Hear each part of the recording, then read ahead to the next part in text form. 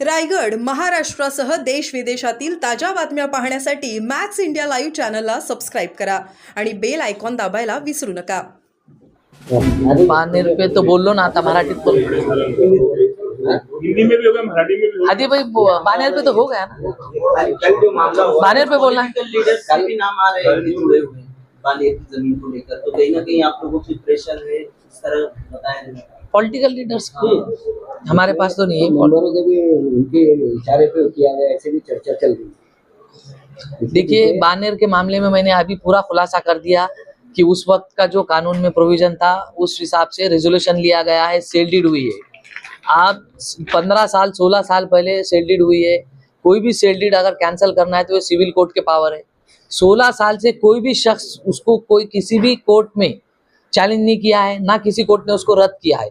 तो हमने अभी अपील की कि सिर्फ सोशल मीडिया पे बातें हुई है कि किसी ने भी कोई एक कागज का सक्षम पुरावा लाकर नहीं दिया है कि वो रेजोल्यूशन और वो सेल डीड किसी कानून के तहत चैलेंज की गई हो या किसी न्यायालय ने रद्द किया.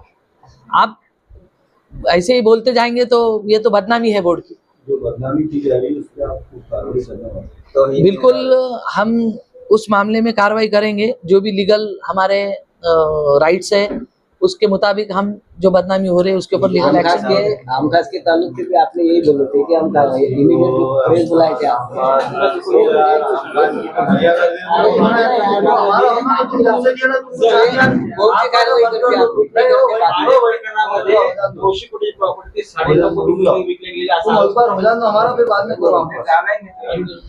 सारा हमने डिटेल्स के साथ बताया उसको.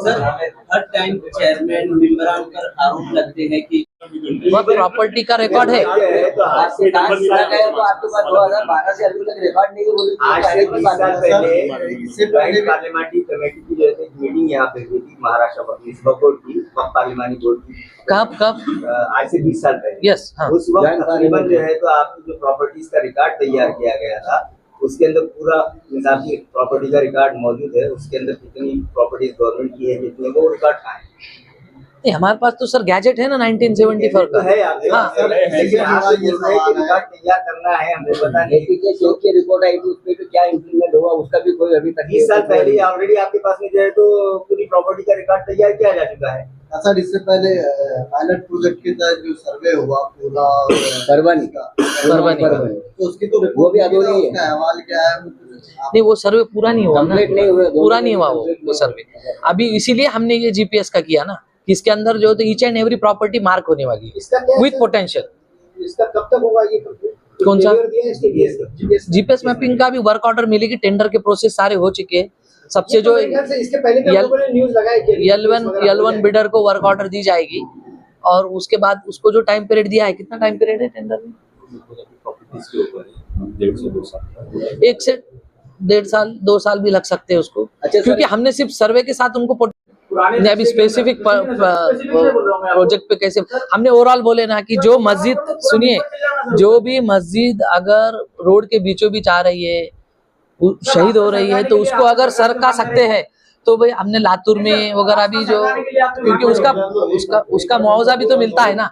वो मुआवजे से हम दूसरी मस्जिद बना सकते हैं. दूसरा नहीं तो हम देखो इसीलिए बोला स्पेसिफिक केस का जवाब नहीं दूंगा मैं, क्योंकि मुझे देखना पड़ेगा ना. अगर वहां पर हल ही नहीं है कोई दूसरा तो हमें भी तो सोचना पड़ेगा. रास्ता सबके लिए होता है. अगर जानबूझकर वो तोड़ी जा रही है तो हमने तो अभी जवाब दिया कि हम आखिरी सांस तक लड़ेंगे बोल के. गुंटेवाड़ी वाला जो मामला चल रहा है उसमें बगैर की बोर्ड के एनओसी के भी कुछ लोग गुंटेवाड़ी कर लेते हैं तो बोर्ड इस पर क्या करेगा? तो वही बताया ना आपको, उसको डिसमेंटल करेंगे हम. नहीं मगर वहाँ तो कारपोरेशन करवा के दे रही है. जो कारपोरेशन हमको भी कह रही है आपको भी कह रही है कि हम इसमें अब ये बात मेरे सामने जो आई है कोई एग्जाम्पल नहीं आया है. हम उसकी भी जांच करेंगे. 260 नंबर के अंदर जो है पूरे एरिया जो तो मजबूरी में फिर उसको इंक्रोचमेंट करना पड़ता है. तो इसलिए 99 इयर्स का प्रपोजल हमने रखा है महाराष्ट्र वक्फ बोर्ड की तरफ से कि ये जो लीज पीरियड है 99 इयर्स होना चाहिए बोल के. सर अभी जो है तो आपकी म्युनिसिपल कमिश्नर से मुलाकात होने जा रही है. उसके अंदर रोड बाइंडिंग के अंदर कुछ मसाइल भी आ रही है. उनका ये कहना है कि वक्फ बोर्ड के चेयरमैन जो है तो हमको वो मस्जिद जो तो डिमोलिश करने की परमिशन चाहिए या उसको हटाने की. तो क्या आप ऐसा कर सकते हैं?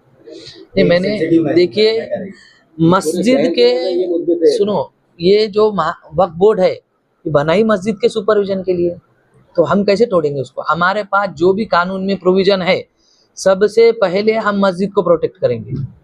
हम मस्जिद को टूटने नहीं देंगे आखिरी सांस तक, इंशाल्लाह। और इसमें बोर्ड मीटिंग के लिए देरी ना हो, इसलिए हमने सीओ को पावर दे दी मस्जिद के हद तक। तो आप क्या करने वाले हैं इसमें, इसके तहफ़्फ़ुज़ के लिए क्या है आपके पास? जी ये जैसे आप बता रहे हैं आपको पावर दिया हुआ है, तो आप क्या किस तरह से बचाएंगे उसको, क्या है?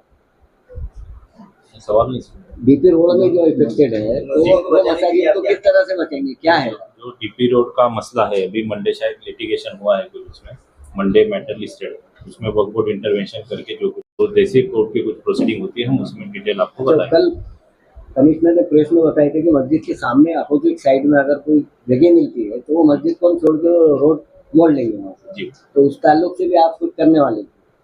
जी, जैसे आज उसी के लिए सब चीज़ों के लिए मीटिंग रखे थे, लेकिन कुछ चीज़ों की वजह से नहीं, देखो मस्जिद अगर कोई बीचों बीच रोड में आती है और उसको शहीद करके दूसरी जगह बन सकती है as per land acquisition act, तो हमको वो करना चाहिए। हमारी बहुत सारी जगह हुआ है। इसके मामले में आप जो है तो उलमा से या मुफ्ती से आपने कोई बात की? हमारे पास इस्लामिक मसाजिद का मामला बहुत सेंसिटिव है, मस्जिद नहीं, मामला देखिए, है, उसके अंदर आपको जो है तो मुफ्तियों से उसके बारे में बताता मैं आपको बात। देखिए, वक्फ बोर्ड का जो कंपोजिशन है उसके अंदर ऑलरेडी 2 इस्लामिक स्कॉलर है, तो हमको बाहर जाने की जरूरत नहीं, हम उनसे डिस्कस करके डिसीजन ले लेंगे। बगैर एनओसी के कोई उसीलिए इस्लामिक स्कॉलर के इसमें प्रोविजन है ना। मस्जिद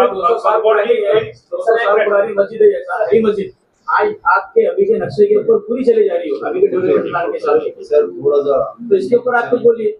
अभी के जो मामला हुआ इस मामले